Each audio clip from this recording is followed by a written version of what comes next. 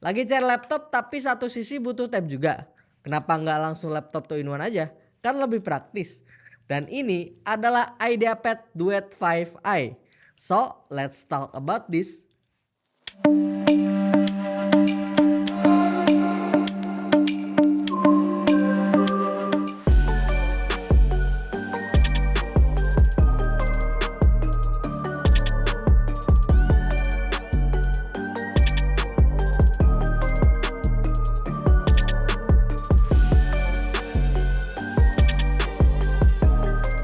Pertama, kita bicara soal desain nih. Laptop 2-in-1 ini masih mempertahankan looks yang minimalis dan stylish ala IdeaPad Duet yang pernah dirilis sebelumnya. Dengan logo Lenovo yang terletak di bagian atas kanan cover laptopnya. Yang menjadi pembeda adalah bezel layarnya yang kini dirancang lebih tipis sedikit. Dimensinya pun ringkas, cuma sekitar 12,4 inch aja. Jadi feel penggunaannya nih mirip banget sama iPad Pro 12 inch, tapi dengan OS Windows. Untuk spesifikasi utamanya, laptop ini pakai prosesor Intel Core i5 1235U yang punya boost clock up to 4,4 GHz dengan iGPU Intel Iris Xe serta RAM 16GB LPDDR4X 4266 MHz. Dengan form factor detachable kayak gini, tentu keyboardnya nih bisa dengan mudah dibongkar pasang. Metode pemasangannya sendiri menggunakan magnetic bridge yang terasa cukup solid.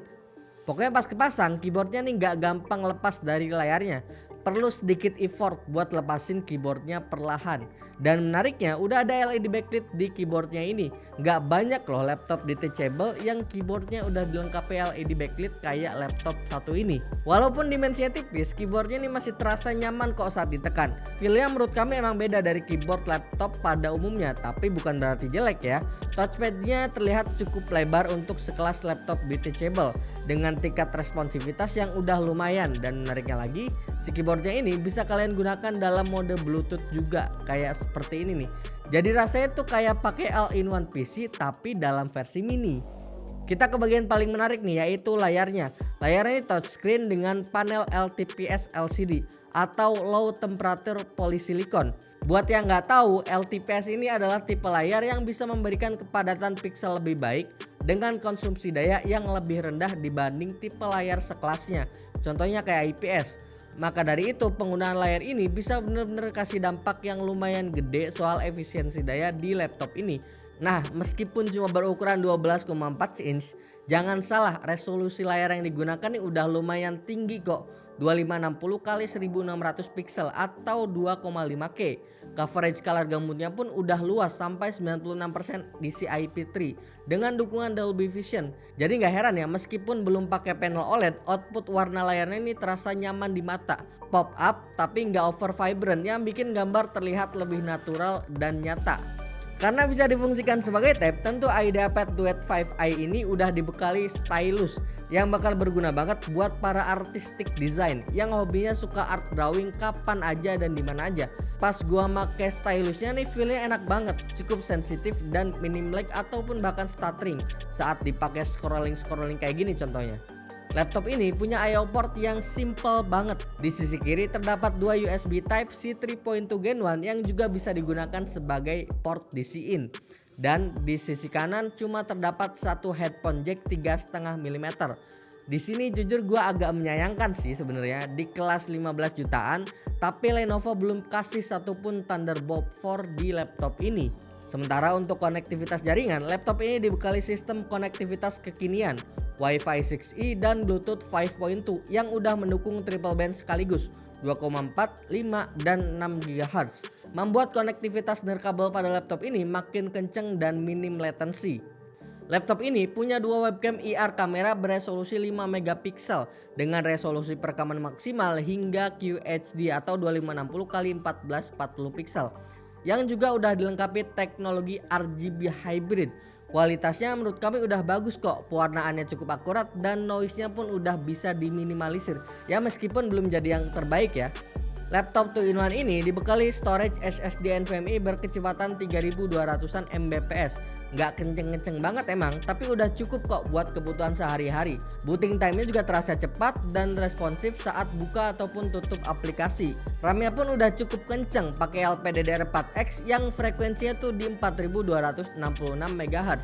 Pokoknya buat kebutuhan produktivitas ataupun multitasking masih aman dan nyaman dan sentosa pokoknya. Ke bagian terpenting yaitu performa. Di pengujian performa kami lakukan pengujian stress test menggunakan Cinebench R23 yang dijalankan 10 kali berturut-turut dengan suhu ruangan 25 derajat Celcius. Setelah kami analisa hasilnya, kami rasa performa CPU-nya nih kemungkinan besar di limit untuk menjaga nilai suhu demi kestabilan performanya.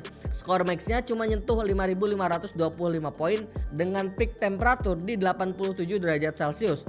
Kalau perbandingannya sama laptop mainstream yang pakai i5 1235U, tentu terlihat sedikit ketinggalan. Tapi kalau perbandingannya sama laptop detachable di harga sekelas, ini tuh jadi salah satu yang paling stabil yang pernah kami review. Karena setelah kita cek datanya dan kita analisa, laptop ini tuh cuma punya nilai deviasi di 0,5% aja saat full load. Kami pun turut memantau clock yang berjalan pada CPU-nya. Terlihat CPU-nya ini ternyata bisa ngeboost sampai 4,4 GHz dengan CPU package power yang cuma ada di 30 watt doang. Jadi udah valid ya, emang powernya nih bener-bener di limit untuk menjaga kestabilan performa laptopnya. Kita pun coba tes laptop ini buat penggunaan Blender yang biasanya dipakai para animator buat bikin konten-konten 3D animation.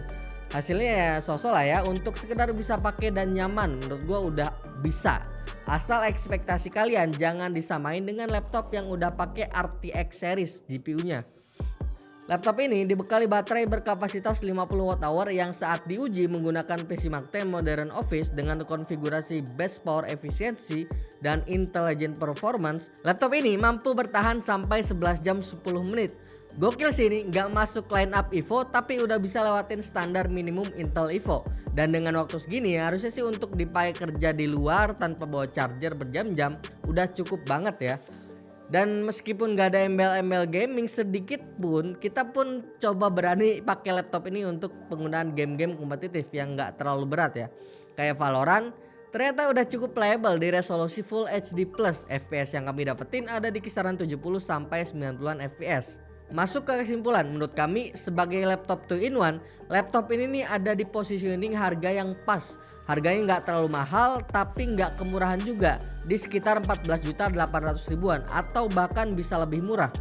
Spesifikasi yang udah mumpuni terus dibarengi optimasi sistem yang tepat bikin user experience di laptop ini tuh terasa nyaman banget. Tapi di luar kenyamanan pemakaian tetap ada sih hal-hal yang mesti kalian pertimbangkan saat beli laptop ini. Salah satunya adalah storage SSD yang speednya terasa biasa banget. Mengingat harganya ada di sekitar 14.800.000-an rupiah. Itu satu hal yang sejauh ini jadi concern kami di laptop satu ini. Dan menurut kami ada dua tipe orang yang bakal cocok pakai laptop ini. Satu, para milenial dengan mobilitas tinggi yang butuh laptop 2-in-1 buat kerja, daya tahan baterai panjang yang juga bisa dijadiin tools untuk show off ke klien. Tampilannya cakep dengan performa yang udah lebih dari cukup kalau untuk sekedar pemakaian harian kerjaan. Kedua, buat para artistic design yang hobinya suka art drawing kapan aja dan di mana aja. Misal di satu waktu nggak sengaja lihat objek bagus gitu kan, tinggal keluarin laptop sama stylusnya terus gambar deh. Nggak perlu lagi ribet tuh bawa drawing bag yang isinya banyak kertas kanvas buat gambar. Dan terakhir, seperti pada laptop kekinian lain, laptop ini juga udah free office home and student dengan 2 tahun garansi resmi dan ditambah 2 tahun garansi accidental damage protection. Pokoknya buat garansi, office, Windows ini biasanya Lenovo tuh udah lengkap, kalian tinggal pakai pokoknya. Oke, mungkin sampai sini dulu ya review Lenovo IdeaPad Duet 5i kali ini. Gimana menurut kalian? Mungkin punya pendapat, kita bisa diskusi di kolom komentar ya. Atau mau request review laptop apa gitu, bisa kita diskusi di kolom komentar. Dan jangan lupa juga like, share, dan subscribe channel ini sebagai bentuk dukungan dan semangat untuk kami. Kunjungi juga pemchannel.com agar dapat melihat perkembangan teknologi khususnya di bidang IT. Jangan lupa juga join Line Square dan Discord kami, follow sosial media kami di kolom deskripsi. Sekian dulu gua Yusril, bye bye. Sampai jumpa di video selanjutnya, bye bye.